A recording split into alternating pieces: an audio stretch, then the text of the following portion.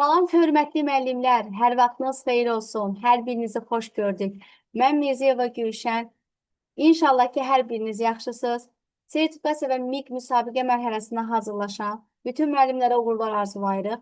Bilirsiniz ki, Fərəcov Akademi olaraq hər zaman sizlərə dəstək oluruq. İstər dərslərimizdən canlı açırıq, istərsə də müxtəlif videolar paylaşırıq sizin üçün. Bugün də iki dənə təhlil etmə sualı var ki, onun izahını verəcəm sizə. Gördüyünüz kimi heç bir variant yoxdur və təhlil edəcəyim. Təhlil etmək necə olur, onu sizə izah edəcəm. Çünki bizə bu bacarıq lazımdır ki, biz onu özümüzdə formalaşdırmalıyıq, hörmətli müəllimlər. İzaha keçməmişdən öncə bizim fevral və digər mart qrupumuza qeydiyyat başlayıbdır. Kimlər bizim dərsimizə qoşulmaq istəyirsə, bizimlə bir yerdə uğur qazanmaq istəyirsə, 050 566 0061 nömrəsi ilə əlaqə saxlaya bilər və əlavə olaraq da onu qeyd etmək istəyirəm ki, bizim möhtəşəm sınaq qrupumuz açılır ki, bu sınaq qrupuna qoşulan müəllimlər üçün həm Ayşə müəllimim, həm də ki, mənim hazırladığım sınaqlar, testlər yönləndiriləcək, onların izahları yönləndiriləcək və əlavə olaraq da bizim sınaq qrupuna qoşulan müəllimlər üçün belə bir hədiyyəmiz də var ki, biz təhlil etmə videolarımızı, daha sonra bu kimi təhlil etmə suallarımız var ki, onların izahlarını sırf bu qrupa yönləndirəcəyik ki, sizdə də təhlil etmə bacarıqları formalaşsın. Deməli, müəllimlər, keçək sualımıza. Sualımızda, yəni bizim bu təhlil etmə suallarımızda inteqrasiya var. Daha sonra digər sualımızda biz bilik, təfəkkür və idraki sahəni tapacağıq. İnteqrasiya ilə bağlı keçən dəfə mən sual paylaşmışdım və bir daha qeyd edirəm. Gördüyünüz kimi birinci sualımız məhz kimya fənni ilə əlaqəlidir. Ona görə də biz suala baxırıq. Birinci qeyri-ixtisas müəllimi olaraq, hansı müəllimlər qeyri-ixtisas müəllimidir? Məsəl üçün, mən qeyri-ixtisas müəllimiyəm. İnformatika müəllimisinizsə, tarix, coğrafiya, ədəbiyyat və s. Qeyri-ixtisas müəllimi olaraq oxuyursunuz, təhlil edirsiniz və oradakı inteqrasiyanı seçirsiniz ki, fənlər arası mı var, fən üstü mü var? Daha sonra, digər müəllim, əgər ki, kimya fənni tədris edirsə, öz ixtisasıdırsa, o müəllim də baxır, burada fən daxili də varmı əlavə olaraq və ona uyğun da artıq seçir. Gəlin, hörmətli müəllimlər, baxaq. İlk öncəliklə təhlil etmək lazımdır. Oxuyuram. Kimyəvi reaksiyalar bir çox sənaye sahəsində istifadə olunur və təbii proseslərin əsasını təşkil edir. Bu, kimya fənninə uyğundur. Yuxarıdan yazıram, kimya. Və altına xət çəkirəm. Nə var idi? Kimyəvi reaksiyalar. Daha sonra, təsəvvür edin ki, bir kimya laboratoriyasında müxtəlif kimyəvi maddələr, baxın, kimyəvi maddələr qarışdırırsınız və bir reaksiyanın baş verdiyini müşahidə edirsiniz, özünüzdə təhlil edirsiniz və yadınıza saxlayırsınız. Burada da təsəvvür edin ki, sözü var. Laboratoriyada müxtəlif kimyəvi maddələr qarışdırırsınız və bir reaksiyanın baş verdiyini müşahidə edirsiniz. Reaksiyanın sürət, temperatur, təzyiq kimi amillərlə əlaqəlidir. Bu, haradadır, hörmətli müəllimlər? Bəli, fizika fənnindədir. Təbii ki, bu reaksiyalar əsnasında enerjinin azalıb artması da müşahidə olunacaq. Enerji azalıb artırsa, yenə də bu hansı fənnə uyğundur? Fizika fənninə uyğundur. Şagirdlərdən istənilir ki, bu reaksiyaların sənaye tətbiqlərinə necə təsir etdiyini, kimyəvi mühəndisliyin bu sahədə hansı mühüm işlər gördüyünü və belə reaksiyaların iqtisadiyyatda hansı rol aldığını araşdırsınlar. İndi biz burada inteqrasiyanı tapırıq. Birinci qeyri-ixtisas müəllimləri olaraq tapaq. Baxdıq ki, burada kimya və fizika var. Fənlər arası inteqrasiya olduğu üçün biz götürürük fənlər arası. Daha sonra, indi mən bir qeyri-ixtisas müəllimi olaraq baxıram, görün burada fən üstü varmı? Baxıram ki, yoxdur. Niyə? Çünki burada deyir ki, təsəvvür edin ki, əgər mən təsəvvür edin ki, fərz edin ki, deyirəmsə, bu artıq fən üstü inteqrasiya olmur, hörmətli müəllimlər. Çünki fən üstü inteqrasiya olması üçün mən onu tətbiq etməliyəm, yerinə getirməliyəm. Mən onu xəyalımda canlandırıramsa, təsəvvür edirəmsə, fərz edirəmsə, bu fən üstü inteqrasiya deyil. Ona görə də burada fən üstü inteqrasiya olmayacaq.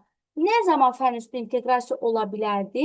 Əgər ki, burada təsəvvür edin ki, sözü olmasaydı, bəli, onda biz fən üstü inteqrasiya götürərdik. Çünki kimya laboratoriyasında müxtəlif kimyəvi maddələri qarışdırır şagirdlər. Baxın, bu kimi biz cümləni qursaydı, bir reaksiyanın baş verdiyini müşahidə edir və s. burada fənüstü inteqrasiya götürərdik.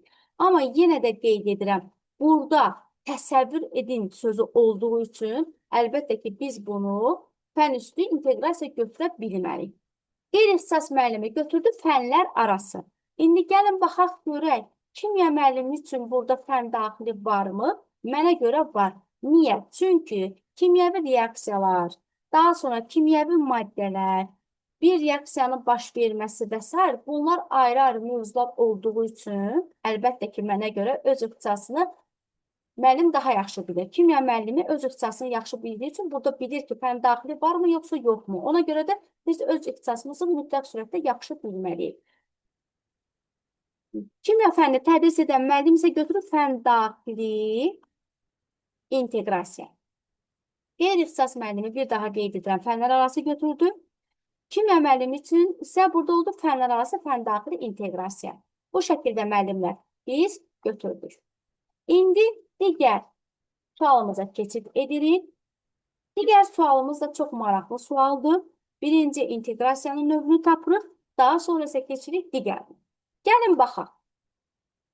İnteqrasiyanın növünü tapmaq üçün oxuyuruq, təhlil edirik. Deyir ki, fizika dərsində, hansı dərsdir? Fizika dərsidir.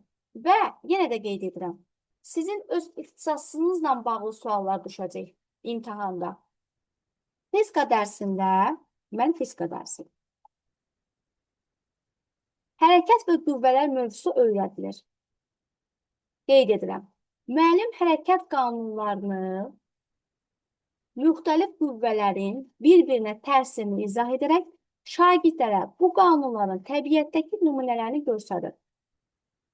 Təbiətdəki nümunələrini göstərirsə, burada yəni biologiya ilə də əlaqələndirir. Daha sonra gəlin baxaq. Şagirdlər laboratoriya şəraitində müxtəlif təcrübələr aparır. Baxın, burada artıq tətbiq var. Təcrübələr aparır. Və təcrübələr əsnasında qüvvə və hərəkət arasındakı əlaqəni nəzərdən keçirirlər. Onlar obyektlərə təsir edən qüvvələri ölçür, hərəkətin sürətini hesablayırlar. Ölçmək, hesablamaq hardadır? Riyaziyyatdadır. Hələ ki, qeyri-ixtisas müəllimi olaraq baxıram. Daha sonra, dərsdə müzakirə edilən əsas mövzulardan biri də sürət və zaman arasındakı əlaqənin necə qurulmasıdır. Müəllim dərsdən sonra şagirdlərə təcrübə nəticələrinin qiymətləndirməsini istəyir. İnteqrasiyanı tapırıq, qeyri-ixtisas müəllimi olaraq baxırıq. Biz dedik ki, fizika və riyaziyyat var idi, düzdürmü? Fənlər arasında əlaqə olduğu üçün biz deyirik, fənlər arasında əlaqə var. Daha sonra, indi mən baxıram. Fənüstü inteqrasiya varmı? Mən onu götürə bilərəmmi? Bəli, fənüstü inteqrasiya var. Çünki burada deyir ki, şagirdlər laboratoriya şəraitində müxtəlif təcrübələr aparır. Artıq bunu yerinə yetirirlər, tətbiq edirlər artıq. Etdiyi üçün burada fənüstü inteqrasiya var. Mən bir qeyri-ixtisas müəllimi olaraq götürdüm fənlər arası fənüstü inteqrasiya. İkisi də var. İndi keçirəm. Digər ixtisas müəllimi üçün seçirik. Fizika müəllimi üçün. Görək, burada fən daxili varmı? Baxıram. Hərəkət və qüvvələr mövzusunu öyrətdim, düzdürmü? Daha sonra hərəkət qanunları mənə görə başqa-başqa mövzulardır, ayrı-ayrı mövzulardır. Sonra sürət və zaman arasındakı əlaqəni, sürətdir, zamandır, bunlar ayrı-ayrı mövzulardır. Ona görə də fən daxili də var. Deməli, ixtisas müəllimi üçün hər üç inteqrasiya var. Fən daxili, fənlər arası, fən üstü. Deməli, hörmətli müəllimlər, qeyri-ixtisas müəllimləri üçün oldu fənlər arası, fən üstü. Fizika fənni tədris edən ixtisas müəllimi üçün oldu burada hansı inteqrasiya? Fən daxili, fənlər arası, fən üstü. Və gördüyümüz kimi bizim üçün bir təhlil etmə sualında, ümumiyyətlə bir sualda hər üç inteqrasiya ola bilər. Burada da hər üç inteqrasiya var. Və yaxud da ki, ikisini verə bilər, birini verə bilər. Ona görə də biz çox diqqətli olmalıyıq və o şəkildə də təhlil edib cavabımızı tapmalıyıq. İndi gəlin baxaq. Keçdik digər hissəyə. Biz burada biliyi tapmalıyıq, təfəkkür və idraki sahəni. Biz hər zaman müdavimlərimizə qeyd edirik, deyirik ki, dönə-dönə. Siz bir dəfə bu sualı oxumaqla Həm bilik, həm təfəkkür, həm idraki sahəni tapa bilmərsiniz. Səhvliyə yol verə bilərsiniz. Ona görə də biliyi tapmaq üçün sualı bir dəfə oxuyursunuz, təfəkkürü tapmaq üçün yenidən, idraki sahəni tapmaq üçün isə yenidən siz oxuyursunuz. Və burada diqqət yetirməli olduğunuz nüans nədir? Bilirik ki, biliyin 4 növü var. Faktoloji, konseptual, prosedural, metakognitiv bilik. Məsəl üçün, şagird prosedural bilikdədirsə, onsuz da konseptualı da edə biləcək. Hansı üstündürsə biz onu götürürük. Və yaxud da ki, keçək digər hissəyə. Təfəkkür. Təfəkkürün növü var. Məntiqi, tənqidi və yaradıcı təfəkkür. Tənqidi təfəkkürdə olan şagird onsuz da bunu da edə biləcək. Məntiqini də edə biləcək. Biz baxırıq cümləyə, yəni suala baxırıq, təhlil edirik. Hansı üstündürsə onu seçirik. Və yaxud da ki, keçirik digər hissəyə. İdraki sahənin 6 mərhələsi var. Mən əgər ki, təhlil etməni deyirəmsə ki, şagirddə varsa, deməli o şagird nə edə bilir? Həmçinin tətbiq də edə bilir, anlaya bilir. Biz hansı üstündürsə onu götürürük. Mərhələ üzrə qalxıbsa dəyərləndirməyə, deməli o şagird həm təhlil edə bilər, həm tətbiq edə bilər, həm də anlaya bilər. İndi gəlin yenidən bir sualımıza baxaq. Hansı üstündürsə onu seçəcəyik. Oxuduq biliyi seçdik, oxuduq təfəkkürü seçdik, bir də deyirəm dönə-dönə, oxuduq idraki sahəni seçirik. Gəlin baxaq, bir də oxuyaq ki, yadımızdan çıxmasın. Fizika dərsində şagirdlərə hərəkət və qüvvələr mövzusu öyrədilir. Müəllim hərəkət qanunları və müxtəlif qüvvələrin bir-birinə təsirini izah edərək, şagirdlərə bu qanunların təbiətdəki nümunələrini göstərir. Şagirdlər laboratoriya şəraitində müxtəlif təcrübələr aparır. Baxın, burada nə isə təcrübə aparır, yerinə yetirir, tətbiq edir. Daha sonra və təcrübələr əsasında qüvvə və hərəkətlər arasındakı əlaqəni nəzərdən keçirirlər. Onlar obyektlərə təsir edən qüvvələri ölçü və hərəkətin sürətini hesablayırlar. Hesablayırlarsa, təcrübə aparırlarsa, burada prosedural bilik var. Çünki tətbiq edirlər, yerinə yetirirlər. Bir icraat var. Daha sonra dərsdə müzakirə edilən əsas mövzulardan biri də sürət və zaman arasındakı əlaqənin necə qurulmasıdır. Müəllim dərsdən sonra şagirdlərə təcrübə nəticələrini qiymətləndirməsini istəyir. Qiymətləndirməsi üçün, bəli, şagirddən nə lazımdır? Qəbul edirəm, konseptual bilik lazımdır. Amma ki, prosedural konseptualdan üstündə axı, prosedural olan bir şagirddə olsa konseptual da olacaq. Ona görə biz burada nəyi götürürük, hörmətli müəllimlər? Bəli, bilik olaraq prosedural bilik götürürük. Götürdük. İndi gəlin keçək digər hissəyə. Təfəkkürə baxaq. Təfəkkür olaraq da biz görək hansıdır? Şagirdlərdən nə istəyir müəllim? Deyir ki, təcrübə nəticələrini qiymətləndirsinlər. Mən qiymətləndirmək üçün məndə nə olmalıdır? Hansı təfəkkür olmalıdır? Aşağı yoxsa bir balaca yuxarı təfəkkür? Bəli, qiymətləndirməyin üçün, mühakimə etməyin üçün, nəsə dəyərləndirmək istəyirəmsə, o etdiyimi qiymətləndirmək istəyirəm də. Bunun üçün mənə hansı təfəkkür lazımdır? Tənqidi təfəkkür lazımdır. Məntiqi yox. Çünki bunu edə bilən bir şagirddə yuxarı təfəkkür var. Tənqidi təfəkkür var artıq. Digərinə keçid edirəm. İdraki sahə. İdraki sahə olaraq, bəli, burada hesablayırlar, təcrübələr aparırlar. Bunlar doğrudur.